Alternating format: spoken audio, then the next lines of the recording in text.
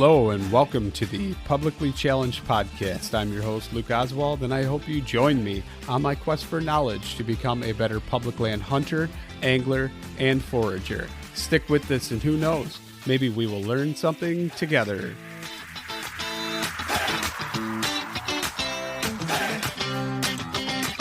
All right, so I am sitting here and I am talking to Chris MCKELVY. And Chris, would you like to go ahead and introduce yourself for everybody listening? All right. I'm Chris MCKELVY. I now happily reside in Meridian, Idaho. Escaped from somewhere I never thought I'd leave until, the last couple of years, and watching the beautiful state of California turn into a beautiful state full of crazy people. I think I soon need to be an escapee of Illinois. I think that's on the agenda. Is it getting pretty weird out there too? Yeah, I'd say it's Little California. Maybe not some of the same things, but some of the policies are just absurd. So yeah it's like a crime bill that tried to get pushed through and actually got a stay of protection. But basically that crime bill said there is 0 arrestable offenses, even murder. So, I shouldn't say that. Homicide is still arrestable, and there's an actual bail that goes along with that. But manslaughter and like aggravated assault and battery, stuff like that, isn't actually arrestable. Kind of a weird dynamic because they said those laws were racist. So yeah, I mean, oh boy, you can get a feeling for that. Yeah, that's neat. Yeah. Sorry to interrupt you anyway, but happily escaped from right. Idaho. Yeah, I escaped to Idaho. No, it's so I'm fully embracing the publicly challenged, trying to figure out a brand new state, and a big one at that, honestly. Not that California is one of the 3 bigger states, but it's very I'm always amazed when I look at when I pull up an area on my map and look at directions to see how long it takes to get there. There's a lot of windy mountain roads, so you know what I mean, to get you could get from the top of the bottom of California in 8 hours, 9 hours, something like that. You know what I mean? Or at least the areas that I would go. I always stayed out of Southern California. It was way too many people down there for me. So I was, the upper 2/3, you know what I mean? But to get from, I'm outside of Boise, and to get up into the Panhandle, it's 6, 7, 8 hours. And I'm always looking at it it can't be right, man. It's not that far, but windy, twisty mountain roads. No expressways, right? Yeah. No 405s. You don't have, right. You don't have those monster giant freeways going straight for just miles and miles and miles. But no, it's been trying to make the time to get out and explore some more. But I don't know. I found a couple of decent areas already. So now I just gotta, get a harness on my ADD and decide to either focus on an area or go try to find new ones. But the availability of tags, I had a really good encounter last year. The one full day I got out to elk hunt, and 41-yard frontal opportunity at a shot on a bull that I didn't take because it was 41 yards frontal at 3 minutes of light left. So I let him walk reluctantly, but also at the same time, I'm glad I did, because it's a marginal shot, especially for me. For somebody better than me, that's probably a sure thing. But I didn't want my first elk shot to be one that I regretted, so I let him go. But a ton of sign in that area. I know they're in there, but at the same time, there's another tag that I found that's an early season hunt where I'd be hunting bulls that are still in bachelor groups, which in my inexperienced mind sounds like it could be more of a slam dunk, but I also don't know the area at all. So it's what do I do? Yeah, no, I get it, man. I question everything I do and overanalyze everything I do to the point to where if I would have just made a decision and stuck with it, I probably would be a heck of a lot more successful. It tends to be my MO all the time, and I don't know why. Paralysis by analysis. Yeah, I think so. I really do. It's that's a good analogy. It's a good way to put it because that's that's how it ends up. And like I was telling you earlier, I really screwed up this year. Screwed up my windshield permits and didn't submit them. So if I'm locked out, I'm locked out, and it's going to be all exploration for me. And who knows, maybe that might lead to something really great that I haven't done before, or who knows, maybe I can escape Illinois before hunting season and start fresh somewhere else. But we'll see how that goes. Yeah. Yeah. So what are you more excited about right now, spring bear season, or are you looking forward to elk season more?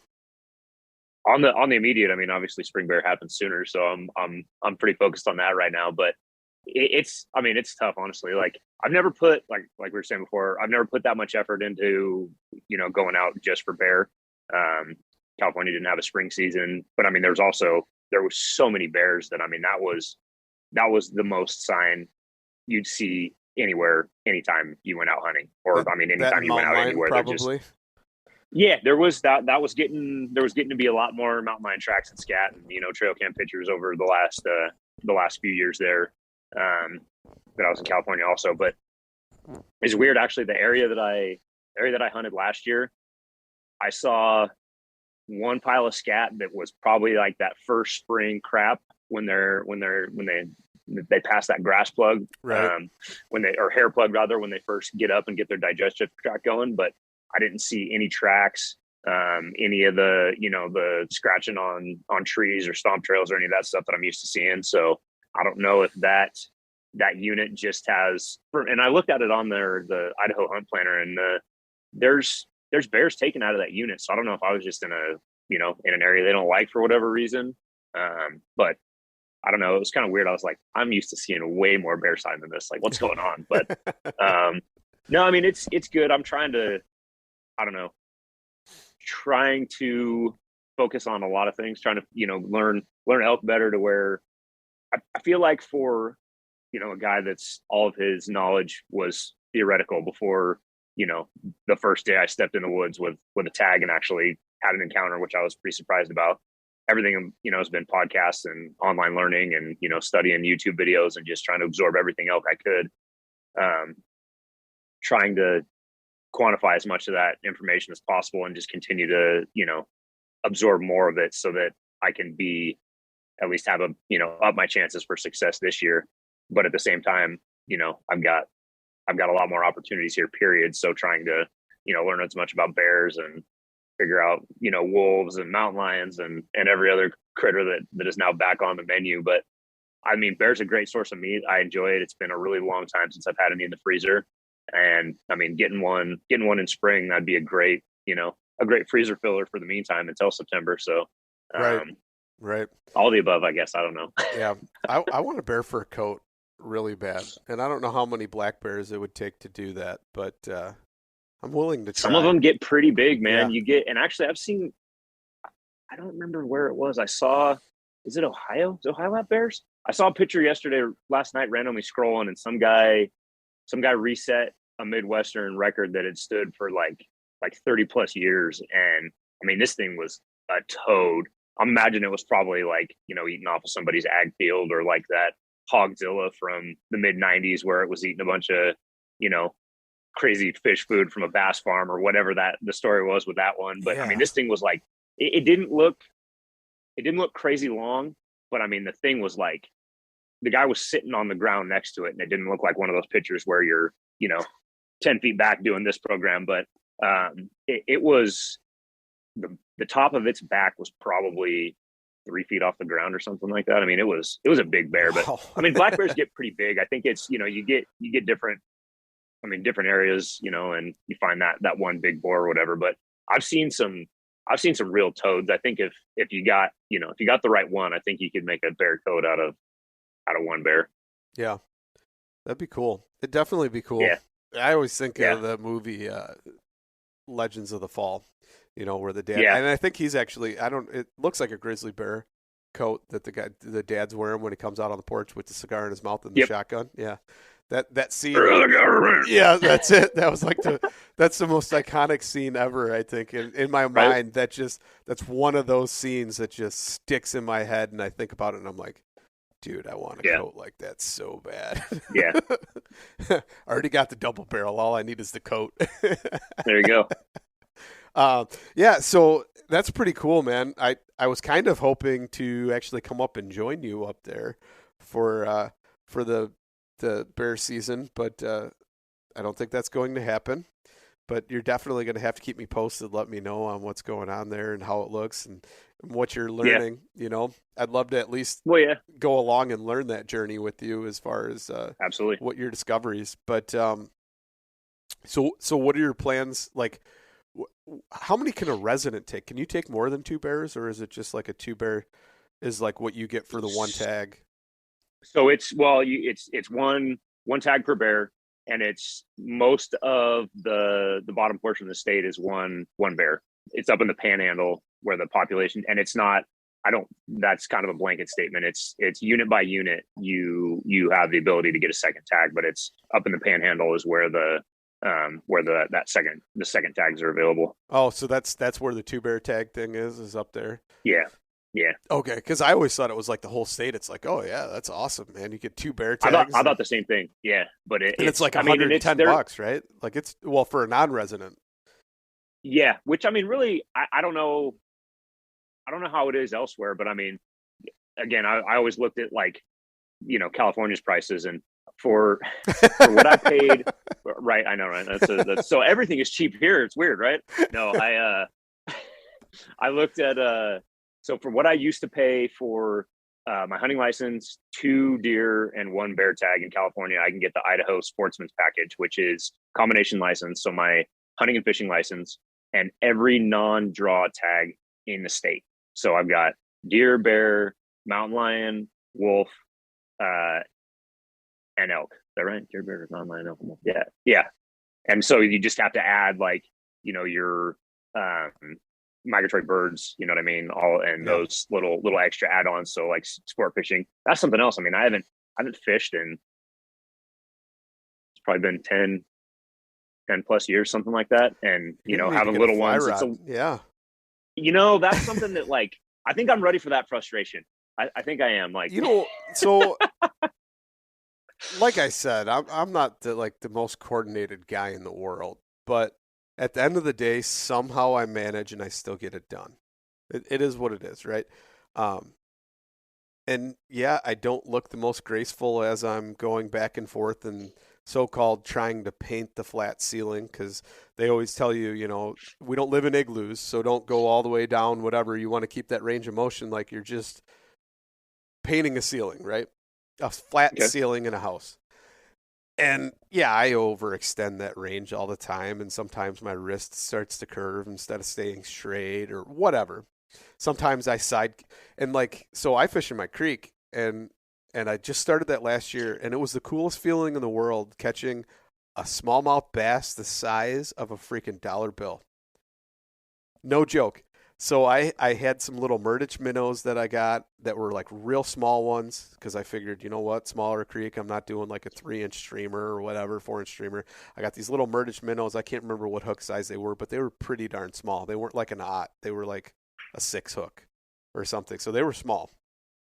And I had my fly rod out, and I couldn't even cast overhead because they're like the foliage and everything was kind of hanging over the creek, so you couldn't get, you didn't want to get snagged up in the canopy. So I started like side casting, and in my head I'm like, holy crap, this is like the river runs through it, shadow casting stuff going on here. But I had a blast. It was completely unconventional from the way I've been originally taught, but still caught some fish, and that little smallmouth the size of a freaking dollar bill had me so jacked up and excited. I was like, this is great. I think, I need to use the fly rod more. I'm not that great of a fisherman with conventional tackle, but just having that added element of frustration and having to try and get the line out and stripping the line back in, by hand. And it's just something cool. I feel like I'm connecting with something that's maybe it's just because it's completely different and out of my wheelhouse. but it's pretty neat. So yes, pick up that fly rod. Yeah. It looks way more therapeutic than, you know what I mean, like the I don't know about conventional that. bait There's caster. a big level of frustration. Well, just like a bait caster. Like I said, I'm not the most graceful guy in the world. Every time I go out, I'm picking out at least one bird's nest. Although I will say, modern reels that are out now, those reels definitely help with the mag control and all that stuff. Now I'm only picking out maybe one or two bird's nest versus bird's nest every other cast. So Yeah. there's some perks and pluses to those. I don't know if you're the same way as that goes, but It's been so honestly, like I said, it's been a long time. And the last time I went fishing was on a whim. I went to cut some firewood, and one of my hunting partners was like, "Hey, I'm going salmon fishing tomorrow. You want to come with me?" I was like, "I mean, I guess. Like, yeah, I'm up here already. You know what I mean? Let me go get a 1 day license." And I actually, of everybody up there, he took me to one of his spots. The only reason I had any success. And I mean, he had the row balls and everything, and a secret recipe for what he put on there. And I was the only one to land a salmon that day. And I mean, when that fish hit, I lost my mind. I forgot. You know what I mean? Like I said, I mean, it had been probably 10, 15 years before that since I caught a fish. So it was, everything that I used to know went completely out of my head. And I set the hook, and I'm surprised I didn't rip that fish's face off. And started panic reeling. You know what I mean? Like the whiskey throttle version. He's like, "You set the hook already. Just calm down. Remember, it's like the seesaw motion." And I was like, "Oh yeah, yeah, that's right." So, a few things I got to ask about that because that's pretty cool. Were they freshwater salmon then, or what? Yes, yeah, Yeah. I was up in the Trinity River up in the Trinity Mountains in California. Okay, that's pretty cool, man. I haven't Yeah, caught a salmon in a long time. Last time was like on the lake, Lake Michigan, but still not the same as like getting them when they're on a run. I think that'd be the yeah. coolest thing in the world to be like just in there. But either way, hooking into a fish. How big was your fish? Because I never got any that were like huge, but uh, That honestly, that's the only salmon I've ever caught. It's the biggest fish I've ever caught for sure. It was probably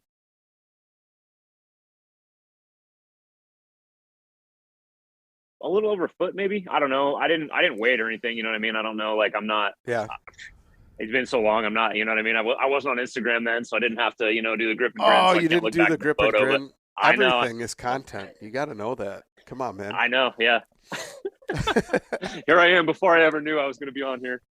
Yeah. Yeah. No, I mean it was a good sized fish though. I mean I was happy with it. We had ate a couple of nice fillets out of it, and I mean my wife was stoked. She's not really a huge red meat eater. Yeah.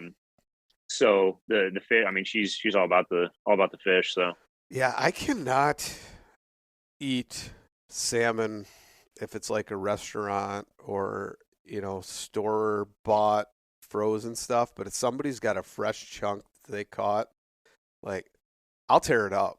But that is about the yeah, only time I can eat a piece of salmon. And I don't know why that is. And I guess now it's a good thing with the whole uh, bioengineered salmon that they're going to be putting out on the market. So, oh boy, yeah. I saw something the other day, 3D printed meat. I was like, why? Just why? I mean, yeah, yeah. why are Why? we doing this? Because they want to play God. I mean, essentially, that's what that is. Is there's some people that they definitely do. They want to play creator, and Yeah. they're going to screw it up for all of us, I think. Oh yeah. Yeah, things aren't going to get better from that, I don't think.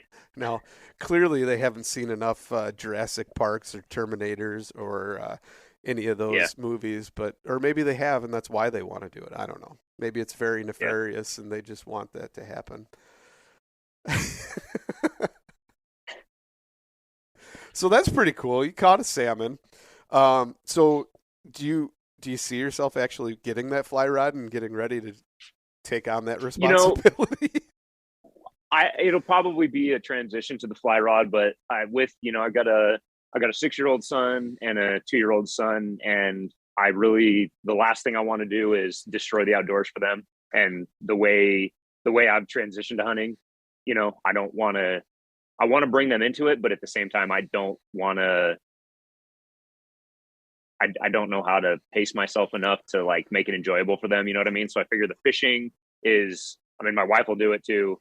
And so it can be a family activity, and it's an easier, entry to the whole hunting and, gathering lifestyle. And then Absolutely.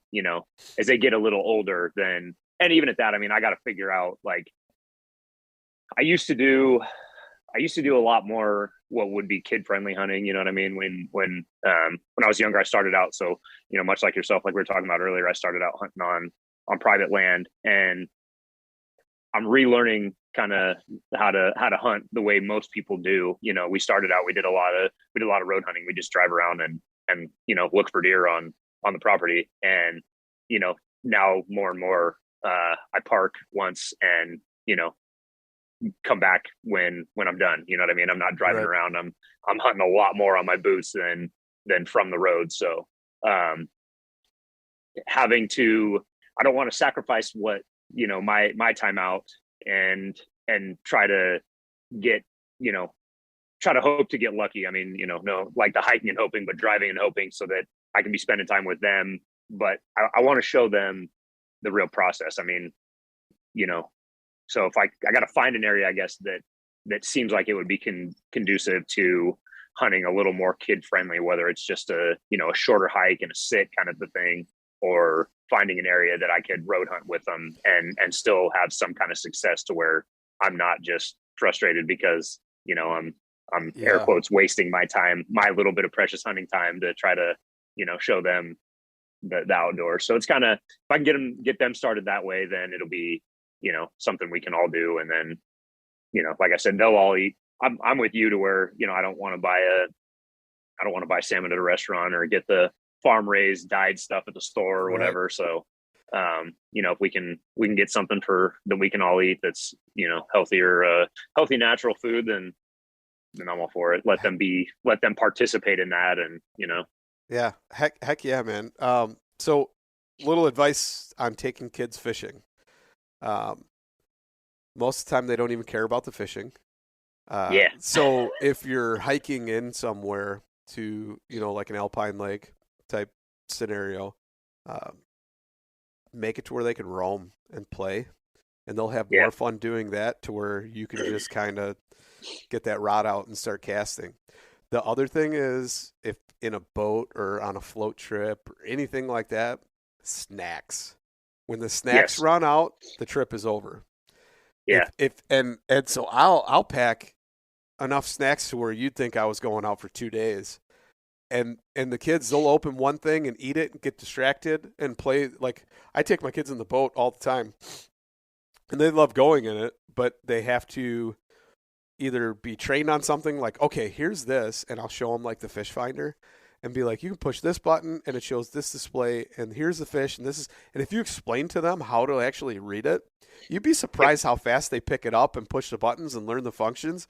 And my little guy utilizes, because he thinks it's so cool, because I just put a Garmin on the boat with like the whole live scope thing, and he'll hit the live scope and start looking around with it, and he'll actually find fish for me. I put it on. I probably shouldn't admit this on the air, but I'm going to. He wanted to take the boat out. It was at the end of the season. I was actually getting ready for like a hunting trip, and was spraying my clothes with permethrin and everything, and he was over on the boat playing, and I just put on the new screen, and he kept bugging me because my wife was leaving with the girls. So he was like, let's take the boat out, Dad. Let's take the boat out. And he's 3. So he was like, let's take the boat out, and I want to see this in the water. And I'm like, okay. All right, buddy. Yeah, we'll do that. So it was just going to be a quick little trip. Didn't plan on anything. Next thing I know, you could see some dark clouds rolling in, and I'm like, oh, we're going to get dumped on, man. And I didn't think it would last that long, right? So it's raining a little bit. I get him out of the truck and get him into the boat. Or he insisted on getting into the boat. He didn't want to stay in the truck. He wanted to be on the boat when I launched it and stay on the boat. And I'm like, okay. So I got his life jacket on. I set him on the boat, and I put my coat over him and shelter him from the rain with a hood on.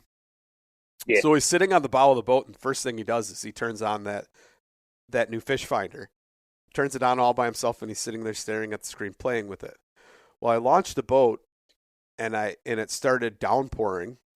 So I was like, okay, I'm just gonna hurry up and tie it off. He doesn't care that it's downpouring. He's got a coat on. It's covering him. He's not getting wet, and he's just playing with that screen on the fish finder. So he's completely immersed in that world. So I hurry up and just wrap the boat rope around one of the docks. Well, it was a rundown, dilapidated dock, and the other one was on the other side of the launch that I wasn't tied to. So I hurried up and just put it there, and I'm like, the rope will stay. It's fine. So I swing around, park the truck, and I can still see him the whole time. Park the truck, and all of a sudden I open up my truck door after I shut the truck off, and woof, the wind picks up and swings my truck door wide open. And I'm like, oh, God, this is not good. I look over at the boat at the same time, and that same gust of wind pushed down the boat hard enough to where I had like a loop wrapped around. It pulled that rope off the dock, and God. The boat is now drifting away. And I'm like, this is not good. And I'm like, hey, buddy. And he's like, hi, Daddy. Didn't even look at me. He's still playing on that screen. So, oh, yeah. So I'm like, I'm going to have to go swimming. I can't run along the shoreline because it's just full of reeds, like real tall. I actually don't know what kind of grass. It looks kind of like cattails, but it's not cattails. Anyway, so I'm like, I'm going to have to go swimming. And this is, mind you, it's like late September, maybe early October. So water's cooled down already. We've had some cool days.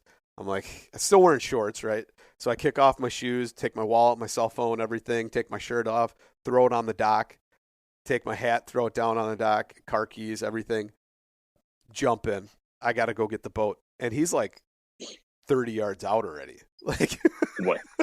He's moving fast because the wind just keeps picking up and pushing him. So I'm swimming out there. I get to the back of the boat, and thank God there's a ladder on the back of the boat. And I get up in there, and I'm soaking wet. And he turns around, Daddy, why are you all wet? What did you do? What were you swimming? He had no idea that he even drifted away. And I told my wife, right. I told her the story after it happened, and she goes, well, it's not that bad because you didn't lose him. At least he was in line of sight the whole time. That's right. But that was an interesting dynamic. I'd never experienced anything like that. Felt horrible in the moment, and I was like, oh my gosh, I can't believe I actually did that. But needless to say, that was a short trip, but he thought it was the coolest thing in the world. And the point is if you teach them how to use those electronics, they'll be so wrapped up into it, they'll spend hours doing that. And, I know you're getting a kid on a screen, but it's a little bit different because you're actually out there, doing something fun. Yeah. Well, and it's a tool for, what you're doing. It's not just here, watch this thing so that you can leave me alone and I can do something else. Right. And so he gets wrapped up. And they're probably not going to find any crazy videos on there that are going to brainwash him, right? So No. I mean, just a few fish swimming or whatever. And what's cool is I'm trying to get them, and they can kind of pick out now. Like, so I'm going to work with them more this year, how they can pick out like what species of fish it actually is by looking at the shape and everything. So that's cool. And then the other thing they love doing is like driving. You just take the key out and let them sit there. And while I'm on the trolling motor on the front, they just sit there and they'll play for, 40 minutes just pretending they're driving the boat. So it's pretty cool. I think it's actually worse when you get them all together though. Because then that different dynamic happens, and everybody wants to do what the other person's doing and stuff. But spending time one-on-one like that, it makes it easier, I think. Those are my tips. Snacks run out, trips over though. Yeah, no, I'm honestly, I'm a big kid, but I'm the same way. I got a fast metabolism, so I eat a lot more, I think, than most people would guess anyway. But like, I'm a snacker when I'm out and about. So I would not assume. And I mean, I know my kids well enough to know that they're the same way. I mean, we go to the grocery store and they freak out if we don't have, snacks to get them, the 7-minute car ride from here to the store. So yeah. Nice. So what are your plans for elk season then? Staying local in Idaho and doing, you got units picked out or no? I'm floundering. I have the unit I hunted last year is a regular, over the counter unit, or whatever they call everything here now with the way Idaho shifted everything too. So, but yeah, I mean, I don't know. I gotta get it. Like, again, I gotta get a harness on my ADD and decide what to do. I found found an early season tag where I could be hunting, hunting bulls that would potentially still be in velvet and in bachelor herds out in the desert in August. Or I can go back to a unit where I had a, close encounter and saw, I mean, I've never seen so much sign in my life. I mean, I got just everywhere I went last year so I ended up, my elk season last year I got a day and a half of hunting, which was you had kind of depressing. A strange turn of events, right? Yes. Let's hear that story. I had a week. Not quite a week. I had 5 days on the calendar that I was supposed to go elk hunting. My wife, my oldest, started doing jujitsu about a year and a half ago, and luckily it's I don't know if it's a franchise or what, but the gym they started going to before we moved, there was one they could transfer to up here. So it's, they didn't have to start over again, get new gis, get new belts, all that stuff. My wife went to Vegas to go watch some of her old gym mates compete at a jiu-jitsu event there. And based on the timeline and everything, basically she got the virus on the way there, sitting next to somebody that was sick and coughing on the flight on the way there. Cause when she was already feeling sick when she got home, and I got it right now. The plan was that I was going to pick her up from the airport, and then take off the next morning at 1:00 in the morning, basically early enough to be up there in the mountains at first light. And that was, I think it was supposed to be the 12th or 13th of September or something like that. So, within the first half of season. And woke up, my alarm went off the next morning, and I already felt like I got hit by a truck. So I spent my whole week that I was supposed to be elk hunting on the couch, just feeling, like hammered dog shit. So yeah, that was pretty awesome. I am familiar with that. That actually happened to me it was supposed to be a Colorado trip, and then it turned into quarantine. So I had to actually, at least I got to cancel the vacation, and just use sick time. But it was I'm familiar with that. Yeah, it was not. I mean, I was first year that I could get a resident hunting license and everything, and I'm like, this is gonna be awesome. I got a week on the calendar, you know what I mean? And then nope. So we managed to find. We had some dinner plans with some couple friends of ours for 2 weeks later, something like that. And Saturday night we had dinner with them. Came home, helped her get the boys in bed. And already had the car packed and got them in bed. And as soon as everybody's down, lights are off, I jumped in the car and drove up to the mountains. And that was the first day I'd ever been on the mountain with an elk tag in my pocket. There's a couple of herds in California that I deer hunted around, and which was the least productive deer hunting I've ever done, because I just spent most of my time just watching the elk. And just man, these things are awesome. This is not productive at all, and I'm not going to bring home any meat this way, but Jesus, these things are cool. But it was real quiet. I mean, it was couldn't buy a bugle, didn't see an animal, nothing. But sign everywhere. I mean, so much scat, blown up trees. I mean, just everything. And so I ultimately made the decision to set up by the most productive game camera that I had set, and just hope for the best. And 20 minutes to last light, I'd kind of been, I don't know, I'm not the greatest caller, but from everything I've heard, I'm trying to do something that sounded like a breeding sequence. I don't know how good it sounded, but I don't know if that had anything to do with it, or if it was just him on his own schedule. But 20 minutes to last light, I heard 2 bugles, and went from my first thought is to call him, and then I was like, I don't have enough time for that. I need to cut the distance. So I grabbed my pack and everything and my bow, and just took off. There's a big meadow between 2 big stands of trees, and I was in the one, and sounded like he was on the other side. So grab all my stuff and haul ass across that meadow and get into that second stand of trees and start cow calling at him to see where he's at, see if I can get him to bugle again. And either he cut the distance to me, or he was a lot closer than I thought he was, because as soon as I got him to answer, he was about 40 yards away from me up on a ridge. So then I'm trying to figure out, I'm in this stand of trees, and it's, that late, it's already kind of dark when you're in the timber. So I'm trying to figure out where to, if he's going to come into me, if I need to, like, what, I mean, I don't know what I'm doing. You know what I mean? It just panic. My brain's melting. I'm like, so I keep, trying to keep him talking, and he's kind of moving back towards the way I came from. And again, I don't know if that's just where he was going, or if he was going to where I was calling because, he thinks there's a hot cow over there. I don't know if I was doing that good of a job and I was convincing, or, like I said, if that's just where he wanted to go. But he worked out into that meadow, and there's kind of some sporadic pines throughout it. So once he got out there, I kind of, we're playing cat and mouse and trying to keep pines between me and him. And I got to where it was 3 minutes of legal shooting light left when I looked at my watch, and I had a 41-yard frontal opportunity where we're both basically peeking around pines, looking at each other to see, try to find the other elk. And it was a nice bull. I mean, I didn't spend a lot of time trying to figure out how big he was, because I was more concerned with the lack of time that I had and trying to get a shot. But 41-yard frontal opportunity. I went to cut the distance between me and him again and get to the next pine that was between me and him.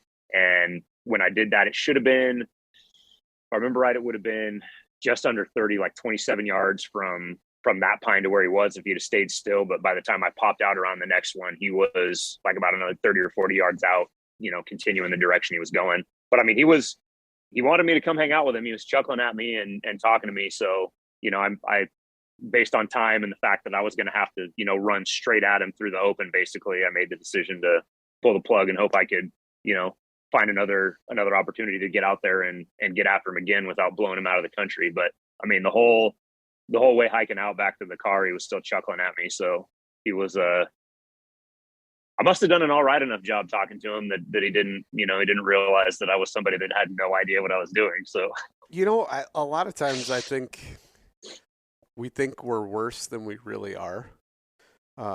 Because the same thing with me with the mouth diaphragm with the turkey. In my mind, I think I'm terrible.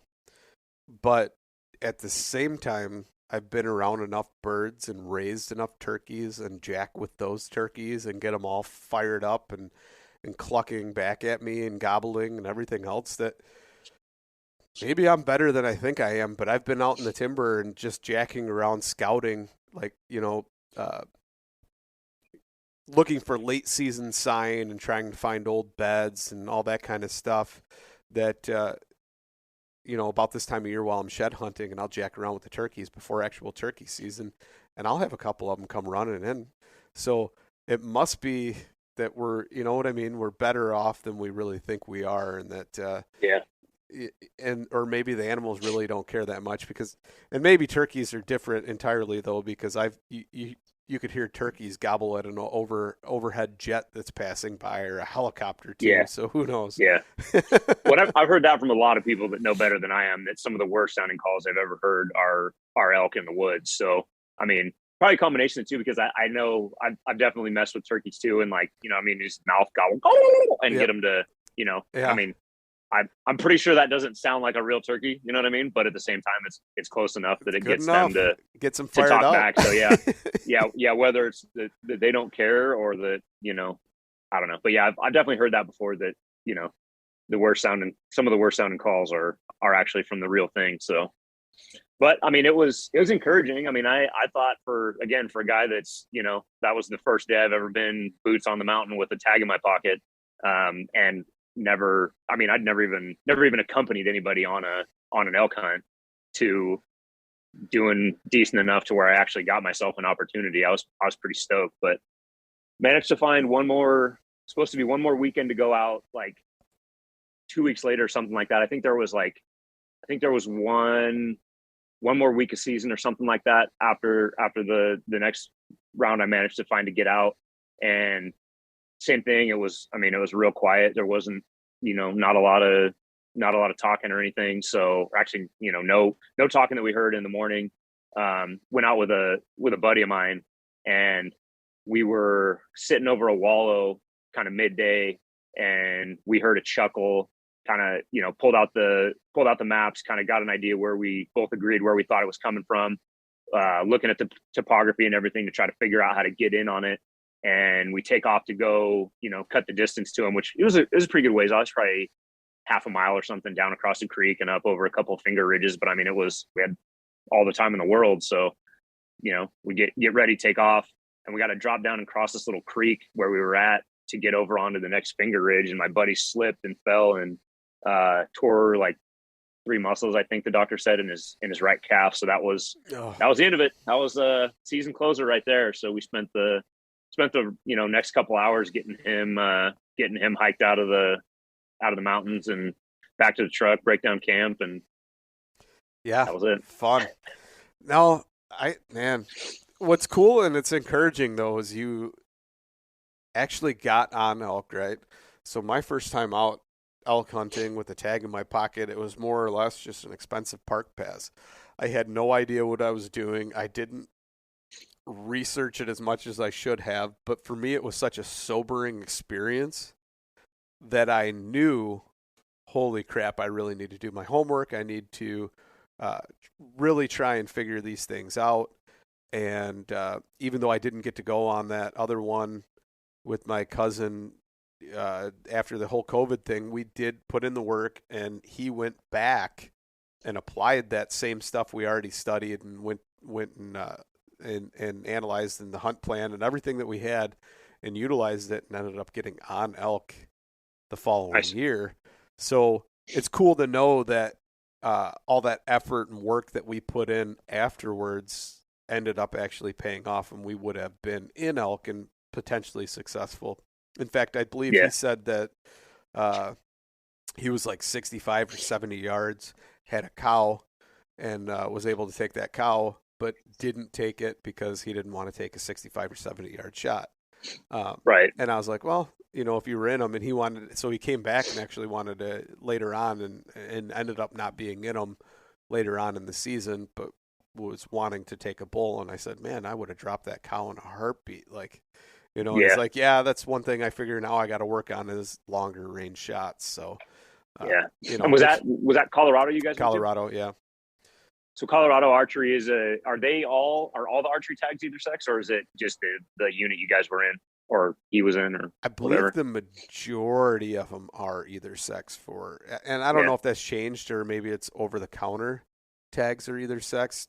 I don't know. I haven't looked at the regulations in a while. In fact, I'm so far behind on stuff this year that I actually, not only forgot to do my windshield permits, but also didn't put in for Arizona. So now I don't have my additional point for applying every year after 5 years. So now I don't get that extra point. I didn't put in for New Mexico. I've really dropped the ball on a lot of stuff. Well, there is a way that you could still find yourself in New Mexico this year.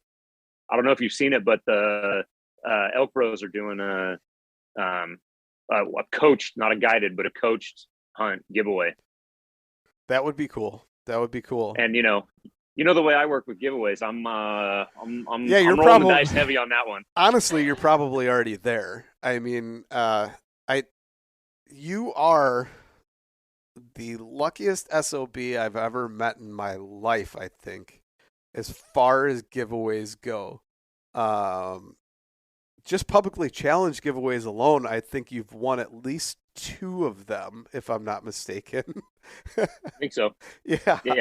Not to mention, I mean, how many have you won, like lifetime, since you've gotten the gram? How many giveaways have you actually won? I think I got to be somewhere around like 33 right now. And that was the first one. First one I won was on my birthday, actually, in 2020, in the height of COVID. And I think it's been like 33, 34, something like that. So I'm averaging like 11 a year. What's the biggest thing you've ever won from an Instagram giveaway? A Remington safe. Dang, dude. Yeah. What's the most expensive thing? Is that the Remington safe as well? Probably. I'd have to look and see like what the actual. Yeah, that's got to be it. I think I looked it up and I think it was like a $2,000 safe, and I was convinced it was a scam when I got the the direct message of congratulations. I was like, did I accidentally follow one of these, one of these scam accounts that you get as soon as you, as soon as you like one of these giveaways? But I mean, it's sitting here in my garage. I'm looking at it right now. So it was real. What company? Was it Remington or what way? Yeah. Yeah. Remington safes. No kidding. Wow. Okay. And then have you won bows and stuff yet or no? Not yet. I'm still trying, I never, I'm shooting an older bow. I try to for a while I'd enter, anything anybody tagged me in, but I've been trying to, I figured the way my luck is, I don't need to be winning things that I don't actually want. So okay. I'm only. So now you're to the point to where you win so much. You're like, I can be pretty selective about this and just get the stuff I want. Maybe let the other people, have an opportunity. Let the common folk have an opportunity. It's weird, man. I honestly I don't know. I've had enough like yourself and, so quite a few other people. They're just like, what? Like, how do you even do this? I'm like, I don't know. Like, I don't know what the deal is. Like, I don't know where the horseshoe is. It's somewhere, but yeah. I've never considered myself really like a super lucky person, but I mean, I'd be hard pressed to try to convince even myself at this point that I'm not, the way that, the way those giveaways go. Yeah. Unfortunately, it doesn't seem to translate to lottery tickets. I keep buying them, but I don't ever seem to hit those ones. Yeah. And or the last few years filling tags, it's not crossing over to that either, but Well, I think you're all right. Even with just the Instagram luck, I think you're doing okay. I'm doing pretty good. I get tagged quite a bit from you, quite a bit, in fact. And I'm like, oh, Chris is going in another lottery and see if he can win something. And I always wonder, I'm like, how many does he win every time he tags me? But yeah, it's some people say that it's actually karma, and that you're such a good person that that's how you are getting back what you put out there. So maybe that's it. Yeah, it could be. I know this. I feel like this community, like I've benefited a lot personally from this community. I mean, aside from Instagram giveaways, just the hunting community is definitely the place that I've felt the most welcomed out of anywhere in my life, which is weird because it's mostly been a virtual community that I've been a part of. So it's a weird dynamic do as much. It really is. Isn't it? I for the longest time, I used to, I made fun of social media until a guy I worked with was like, oh man, no, I'm on there, but it's just for hunting. And really I joined to, live vicariously through other people's, year round hunting to get me from deer season to deer season. And then, start talking to people and, meet people and, build mostly for the most part virtual relationships. But, when I moved up here, I had a handful of people that, I knew fairly well just via Instagram that, I've kind of come to rely on for other things and have, helped me get the area figured out. And that was one of the biggest things is talking to people that are up here, Roger Holscher, backcountry Baba Yaga, talking to him, from a cop and a parent's perspective, what do you think of the area? You know what I mean? Is it a good place to settle down and raise a family? And, it's, hey, it's a safe area. It's good. There's, there's stuff for the kids. There's stuff for, there's all the hunting. So, versus asking Google, like, what's the best area to move to? Like, right. Who decides that? You know what I mean? Like, cool for who though? You know what I mean? Is that like, I don't know. Well, that's like I've seen polls before to where it's like best cities or best 50 cities to live in the United States, and like Naperville, Flint, Illinois. Michigan. Yeah, Naperville, Illinois is like number 10 on the list, and I'm like, what? Okay, high taxes, like all these different things, and I'm like, how is that? And then not to mention, like just recently, they've had like 3 downtown, which is supposed to be like this nice river walk shootings within the past couple months. I'm like, yeah, great place. Right. Yeah. Yeah, great. Yeah. Seems like a good place. I mean, Mayberry would seem like a better place to me, but maybe that's not everybody's cup of tea. I don't know. Yeah. But so, man, you are definitely the Instagram guru as far as winning, but it's crazy. I still can't get over all the stuff I've seen you. Congratulations to you, and I'm like, what?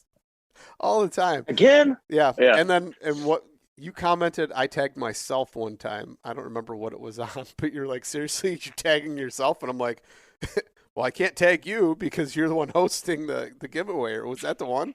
Is that the one I won? Actually, is that the? Yeah. Yep. That's the one I won. Is the one I tagged myself in. See, so I'm going to Yep. start tagging myself. Maybe it's me that is your luck. That could be it. You know what Because I mean? Maybe you're the lucky one. Maybe I am. My wife says I'm lucky. I do win. I gotta admit, I do win quite a bit of like outside giveaways.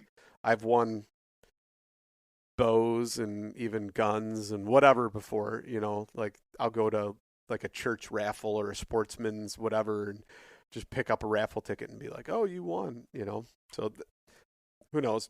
I doubt it's me. Maybe we're both just lucky, and the combination of the two is what really makes it happen. We'll have to test that. Yeah. Get your knee all rehabbed, and we'll see how next spring bear goes. You know what I mean? Totally. Yeah. No, I am definitely down for that. And hopefully we can pull you in and get you hosting some podcasts here. It's and like once again we were talking about the whole developing friendship things. I mean, you and I have been talking back and forth for at least 2 years now, probably, and just got to know each other and stuff and hit it off, and definitely a lot of similarities, and it's neat because so many of these people, you call them your buddy, you call them your friend, even in conversation casually to some of your other friends, you're like, oh yeah, I got a buddy that did that. They're like, how do you have a buddy that did that or lives in Idaho? I never met this friend before. And it's like, well, yeah, you haven't, because it's a weird, strange dynamic of a time we're living in. We're in this virtual world, but for the most part, you can weed out people and actually meet people and somehow solidify relationships with them and never actually hang out with them in person. I feel like we've done that quite a bit, and there's some other people too that it's weird, but it's awesome at the same time. And social media may be this double-edged sword to where there is a lot of negativity and bad things out there, but there's always positives. There's always positives that you can find through it too. Yeah. It's just, I mean, you gotta filter your filter. I don't know even how to say that. You got it's going to show you whatever you're looking at, right? So if you can, figure out what you want to, I mean, the whole, I mean, I still don't understand the algorithm, right? But like whatever you're looking at, whatever it's that pause on something for 6 seconds or whatever whatever the magic math is, and whatever you double tap decides on what it's gonna continue to show you more and more of. So and it does. So I'm almost to the point to where it's like and this is gonna sound bad or weird or whatever to some of my people, but like you almost want to click on that Antifa post, or you almost want to click on like a BLM movement or like a hashtag get vaccinated or any of these things, right? Just so you're not stuck in an echo chamber of all of the same things. You want to be so diversified and so weird that you confuse that algorithm and you get a portion of everything. Because I'm going to be honest, I'm the kind of person, I want to give somebody a chance. And you probably saw the post I just did about the wild boar hunt and the spearing that I did. And that, I mean, even people like Joe Rogan talk down about spearing animals and how it's so negative and it's not ethical, but he's never done it. He's probably never even had anybody on his show that has done it. And if he had somebody like Tim Wells or somebody that goes around and has been all over the world and speared things, or that Hunt Primitive guy that does it, it might change his mind. And the fact that you have to get so close to these animals and either get them to charge you or get them to where you can get within, 10 feet of them. And I figured out my max distance for throwing the spear is actually around like 8 feet is where I'm effective. 8 feet and inside of that. Anything outside of that, like 10, 12 feet, it's kind of a crapshoot. but 8 feet is like that realistic number. And what's crazy, that spear does so much damage. It doesn't matter where you hit them. If it's anywhere in that body cavity, it's going to stick in there, and then they're going to run, and that's going to bounce off the ground and continually slice. And that animal's not going more than 60 yards, no matter where you hit them in that body cavity. Yes, it seems brutal and it seems gruesome, but it's very effective. Like there's a reason very why fast, right? There's a reason why we hunted millennia with spears, because it when was you look that at the effective. animals that we killed with spears. I mean, a mammoth, for crying out loud. That's giant mastodons, and so like if you look at like they talk about the Pleistocene era and our impact upon that, and there's actually a book, I can't remember the guy's name, something Sears or Salas or something like that. He wrote the American Serengeti, and then his new book, gosh, it's slipping me, but his new book talks about that, and it talks about how we may have actually had an impact on the extinction of many of these animals. Right, and I think there was, what was it? There was was it a poison or something that we developed that played a big part in that, in the kind of the changing of the the megafauna that were around based on the putting poison on the spear tips. I probably haven't read nearly as much on it as you have, but I think I don't know. I bet you have. Like I'm not that deep into it. And so I a lot of times I don't read that actual book. I just don't have time. So I'll get like a book like that and listen to it on audio. But the problem is it's so in depth when I'm driving. Yeah, I hyper focus on it, and then I get fatigued, and then like I was just driving back from Texas, listening to it, and then my buddy called me, and he's like, "Hey, how's your trip going?" I was like, got really tired, had to stop. I was listening to this book. Oh, what book are you listening to? And he's like, "Yeah, you can't listen to that while you're driving, dude." Like, yeah, yeah. So I mean, but it's pretty cool to think about that and how long we've been doing it, but. Getting back to it, it's like all these people talk negative and all these armchair quarterbacks, and everybody wants to have their opinion and get pissed off about something without actually giving somebody time. I want to hear everybody's story. There was a post that I posted, and it was one of my public land whitetail bucks, and it was just an awesome morning. The fog was coming down, the light was like perfect, so I framed the shot, and it was a really good shot, and I posted it. And at the time, I think I had like maybe 1,000 followers on Instagram, and it got over 1,000 likes.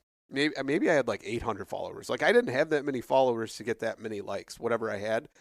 And at the time, I was like, "Holy crap!" Like it might have been over 1,000 likes, but anyway, all these different likes. So then it started gaining traction, popularity on the posts, and of course, you got all these trolls. And my wife was getting like upset about these people making these comments, how I'm just this murderer and all these different things. And I posted on there, and I think it was like Sam Soholt or somebody commented, and they're like, or liked it, my comment, because I told them, I said, that's your point of view, and I have a different one, but I would be more than happy to sit down with you. I have a podcast. Let's talk about it. I'll sit down and I'll hear your side of the story. And that's how I feel it should be with everybody. And nobody gives anybody any time and has all these preconceived notions about everything. And there's zero experience or substantiated evidence behind it. There is nothing supporting their opinions. I mean, right. And what's funny is I listened to a podcast recently, and it was about Chris Beck, which was the Navy SEAL that transitioned and then transitioned back from female to male. And so he talked about this whole story, and he's like, I was in a weird space. They put me on all these different drugs. And there was a lot going on that I let them talk me into, more so than what it was. But nonetheless, if people would just listen to people and get their side of the story, they might actually be able to help them instead of just judge them and push them into a corner. Yeah. It's a weird place we're living in. It's the world is getting strange. That's for sure. Yeah. The spearing thing, honestly, like, I mean, to keep it in the hunting space, not go down that rabbit hole. We don't have to. That's what's great. This is my show. We can do whatever we want. Yeah. I mean, like you said, the spears, like, it's, if you look at, I mean, just looking at the thing that's making contact, right? The thing that's delivering the deadly blow, like, how big is that spearhead compared to an arrowhead? Even some of the biggest, like you look at like the tough edge or whatever, where you got some of those things that are like, got to be close to 2.5, 3 inches long, right? Yeah. Your spearhead is way bigger, right? And the size of your projectile, given it's probably not moving at the speeds, but you're putting a much bigger sharp thing into the thoracic cavity of a living thing. That's gonna, you're making a lot more, you're ripping through a lot more veins and arteries and everything, and it's gonna bleed out a lot faster. Yeah. By comparison to the way you look at the way a bear versus a cat or a wolf, kills something, that thing's gonna be alive until it bleeds out slowly, and they're not targeting arteries and trying to deliver a fast, ethical kill. So no matter what, it's still happening faster than it'll happen in nature. So we're still, we still have the ethics side of that conversation. But I mean, it's, and I think I put something to that effect in the comments on that post. Like, it is in our history. That is, like you said, I mean, how many, whatever, hundreds of thousands of years I don't know if that's even accurate. For how long did we hunt that way? How long was the spear the pinnacle of, the most modern hunting technology that we had? And it's still, I mean, you look at if you don't do everything perfectly with a rifle, I mean, that's, that is the current, modern pinnacle of technology for hunting, killing, right, whatever you want to call it. If you don't put that thing exactly where it needs to be, you're probably better off with a marginal, spear throw than even a rifle shot that's just barely outside of where it needs to go, because that, super fast moving piece of smooth, whatever metal it is not going to do the damage that a spear does. So, yeah. I mean, and as long as you're, as long as you're doing your due diligence to where you're practiced and you can, make an ethical drop, throw, whatever it is. I mean, I think what Tim Wells does a lot of his, where he's almost just dropping the spear on whatever it is coming under him in tree stands, doesn't he? Yeah, there's enough mass and enough force to where when you drop that spear, and I did practice that quite a bit, but everything I did was from the ground, which kind of added a whole new element to it, which was awesome. It was freaking. That's like like going after them with knives. That's something that, like, one of these days I'm going to have to go to Hawaii and do a boar hunt. You know what I mean? Like, or I think you can do that. What, Texas you can do it. I'm not sure. I got to look into pretty much anywhere. The rest of the laws. Like, you can. So because they're a non-native species in every state, there are no real laws of how you can pursue them. And yes, a lot of states use hounds, and the houndsmen don't want you to use a gun around their hounds, because if you miss, now you're killing their dog that they just invested all that time and money and effort in training those dogs. So they want you to use a knife.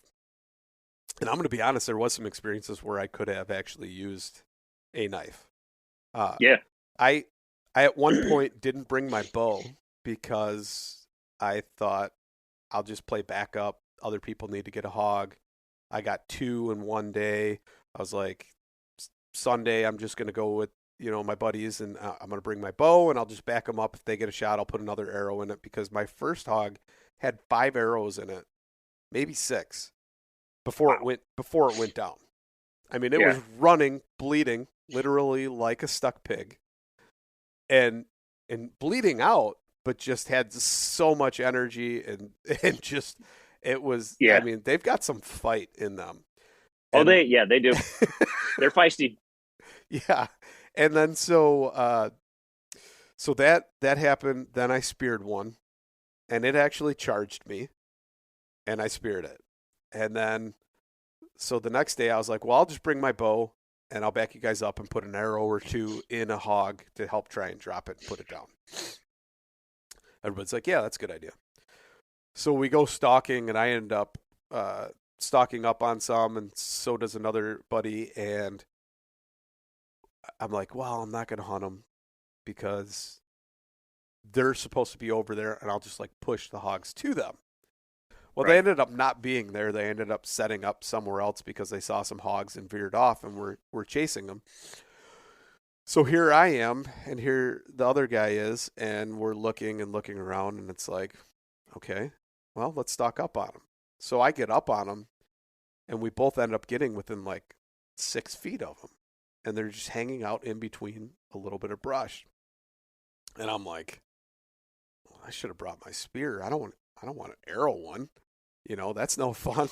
So at one point, I contemplated grabbing 2 arrows out of my quiver and jumping on its back and thrusting them in. But I'm like, and then I started thinking about it. I'm like, nah, I don't want to do that. So then we just flushed them out and tried flushing them towards where we thought the other guys were anyway. But just those experiences and the opportunities I had, and the fact that you can actually stock up on them, and it all goes back to just taking your time. I mean, we spent an hour playing with those hogs, but when we did, taking your time, trying not to make mistakes, being as quiet as possible, it's possible to get up on animals. And I mean, I can't imagine. I think most of the time, though, like if you look at like even Norway, when they hunted moose, they would actually they would drive the moose to these moose pits. They'd have spears and swords, but they would drive the moose towards these pits. They'd fall in the pits, and then they'd finish them off with the spears most of the time. But right. And I think like a lot some of those old mammoth pits, like the buffalo hunts. Yeah, and the mammoth pits down towards Mexico and stuff like that. Yeah, but man, oh man, spears are possible, and they are lethal, is what I've learned. It's cool. Yeah, but man, it's been good talking and conversing with you. Thanks for supporting my opinion on that. Yeah. And I appreciate it. And if people want to like reach out to you, talk to you, find your social media, follow your cool stuff that you're doing, and watch your journey as you grow, where can they find you? It's my Instagram is Elpis, ELPIS _Chris, or at Elpis Chris, and or just put in my. I think I'm the only Chris McKelvy on Instagram. I don't know if you Google me, there's a football player somewhere that's definitely not me. But yeah, I'm pretty hard to miss. I'm the goofy weirded dude, weird bearded guy. So yeah, make a lot of silly video posts and goofy crap like that. But yeah. Good stuff, man. Awesome talking to you. I appreciate it. And hopefully people can start maybe listening to a few episodes of you soon. Yeah. Awesome.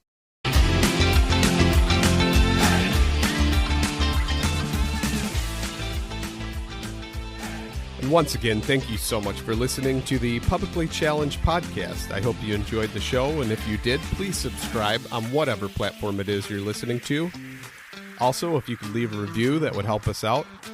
And you can check us out on Instagram or at publiclychallenged.com. And once again, thank you so much for listening to the show.